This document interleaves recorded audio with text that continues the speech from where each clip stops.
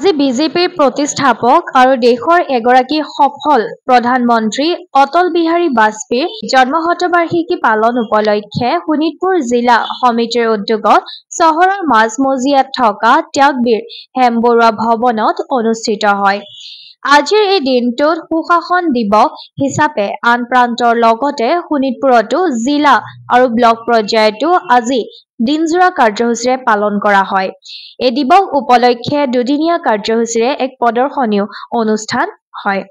এই সুশাসন দিৱসৰ প্ৰদৰ্শনী আনুষ্ঠানিকভাৱে উন্মোচন কৰি শোণিতপুৰ বিজেপিৰ জিলা সভানেত্ৰী দীপামণি শইকীয়াই অটল বিহাৰী বাজপেয়ীৰ সপোন আৰু অষ্টলক্ষী উত্তৰ পূৰ্বাঞ্চলত বিকাশৰ যি নতুনকৈ এক গতিধাৰাৰ সোঁত বোৱালে সেয়া সদায় পাথেয় হৈ ৰব। লগতে এই প্ৰগতিমূলক প্ৰদৰ্শনী পৰিদৰ্শন কৰিবলৈ সকলো ৰাইজক আহ্বান জনায়। ভাৰতীয় জনতা পাৰ্টি শোণিতপুৰ জিলাৰ উদ্যোগত হেমবৰুৱা স্মৃতি ভৱন প্ৰাংগণত বাজপেয়ীজীৰ জন্ম শতবৰ্ষৰ লগত সংগতি ৰাখি আমি এখন চিত্ৰ প্ৰদৰ্শনীৰ আয়োজন কৰিছোঁ। সকলো ৰাইজক এই প্ৰদৰ্শনীখন দৰ্শন কৰিবলৈ কাৰণে আহ্বান জনাইছোঁ। বাজপেয়ীজীয়ে অসমলৈ যি অৰিহণা আগবঢ়ালে, যিবোৰ আঁচনি তেওঁৰ দিনত হৈছিলে, সেই সকলোবোৰ পুংখানুপুংখভাৱে ইয়াত এক আলোকচিত্ৰৰ মাধ্যমেৰে প্ৰদৰ্শন কৰা হৈছে। সকলোৱে আহি এই হেমবৰুৱা প্ৰাংগণত যাতে প্ৰদৰ্শনীখন উপভোগ কৰে তাৰ বাবে মই আহ্বান জনাইছোঁ।